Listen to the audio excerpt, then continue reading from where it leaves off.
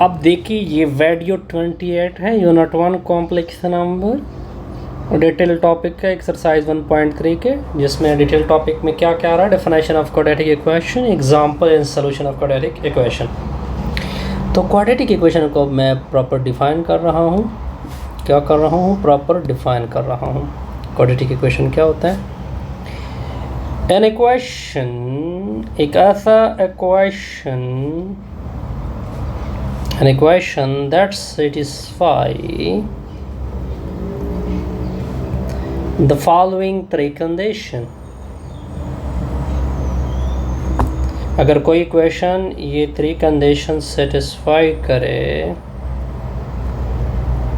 Following 3 condition कौन कौन से हैं?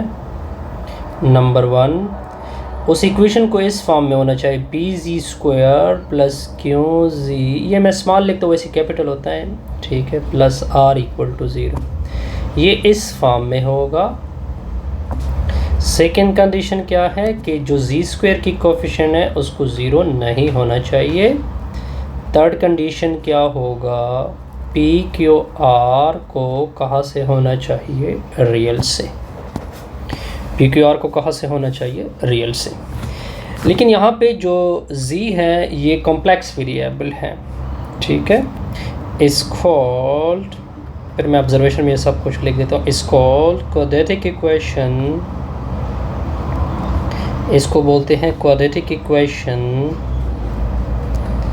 In complex variable z। यहाँ तक ओके। ये कॉम्प्लेक्स वेरिएबल z में क्या होगा? क्वाड्रेटिक होगा।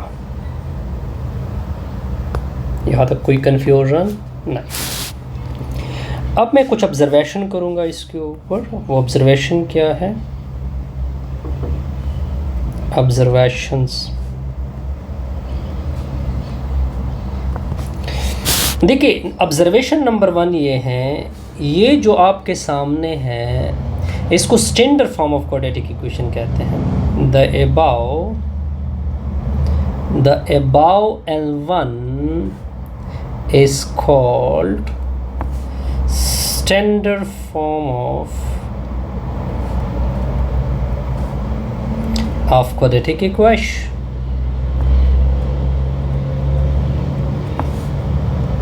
यहाँ तक ओके।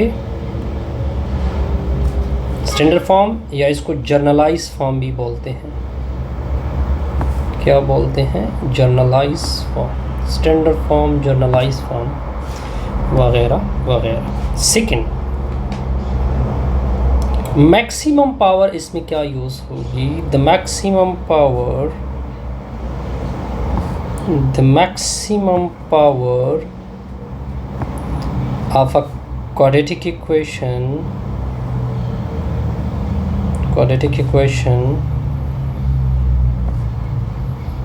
and complex variable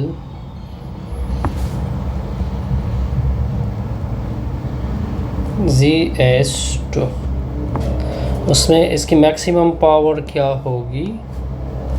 2 होगी। यहाँ तक ओके, आप देख भी सकते हैं। तो देखिए, जब इसकी मैक्सिमम पावर 2 है तो z की वैल्यू कितनी निकल आएगी? इससे 2। thus the root of quadratic equation, यानी मैं above की बात कर रहा हूँ, quadratic equation above की डिस्कशन हो रही है, is 2। इसका सोल्यूशन सेट में कितने रूट आएंगे? 2 ही रूट आएंगे। यहाँ तक ओके, कोई कन्फ्यूजन नहीं। अच्छा, ये कुछ ऑब्जर्वेशन थे जो मैंने किए। अब देखिए, इसके बाद मैं प्रॉपर एग्जांपल लूँगा क्वाड्रेटिक इक्वेशन के।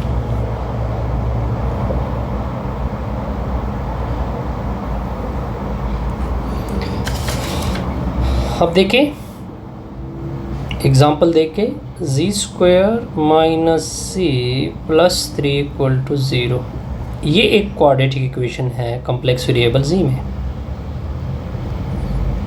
क्वाड्रेटिक इक्वेशन है एन जी में। क्यों?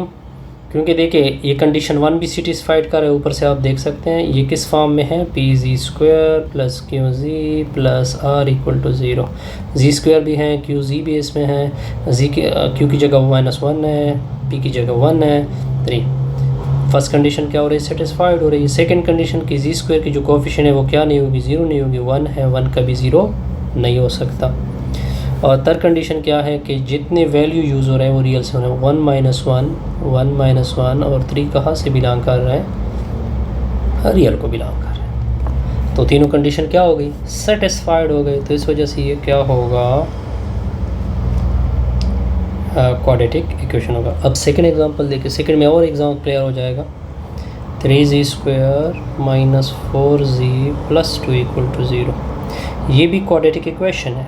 क्या है, ये भी एक क्वाड्रेटिक इक्वेशन। क्यों क्वाड्रेटिक इक्वेशन है, क्योंकि ये इस फॉर्म में है, P G square plus Q G plus R equal to zero. P की जगह 3, आर की जगह -4 सॉरी क्यू की जगह -4 इस फॉर्म में है, नज़र आ रहा है कि नहीं आ रहा। Second condition, coefficient of G square को क्या नहीं होना चाहिए, ज़ीरो नहीं होना चाहिए। थर्ड कंडीशन कि जितनी वैल्यू 3 - 4 2 कहाँ से होंगे, रियल से होंगे। सारे कंडीशन क्या हो गए, सेटिस्फाइड हो गए। ठीक हो गया। अब एग्जांपल नंबर 3 को देखें। एग्जांपल 3 क्या है, 5z square plus 6z = 0।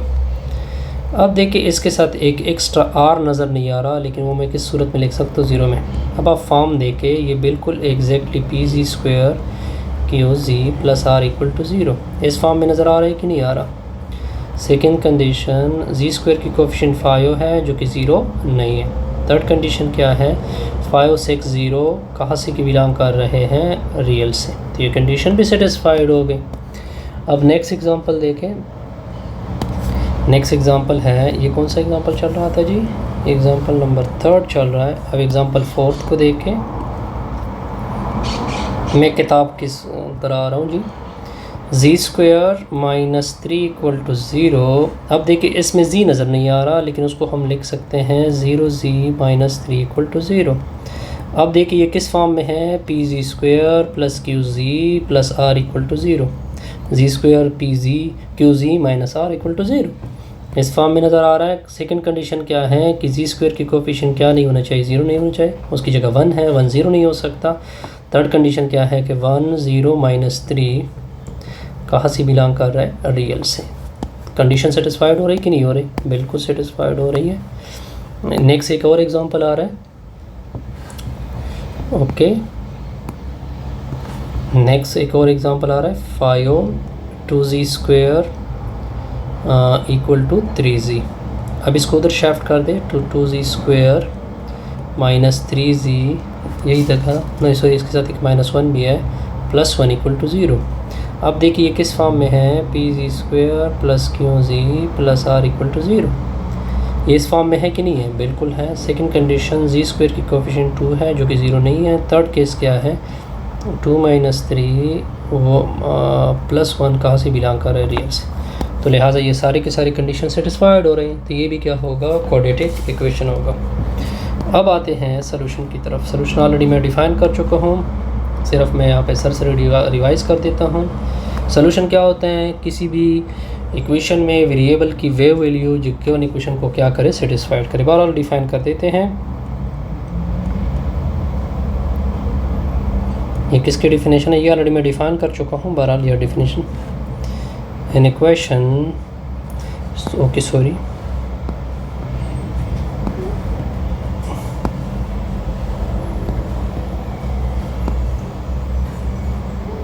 the value of variable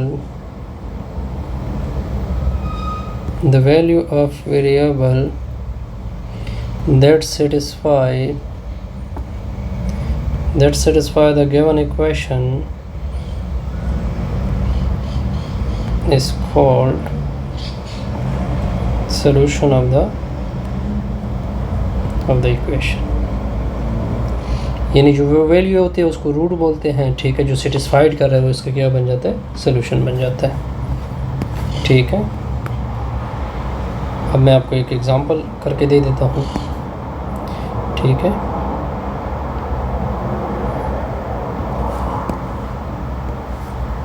example क्या है, सॉरी,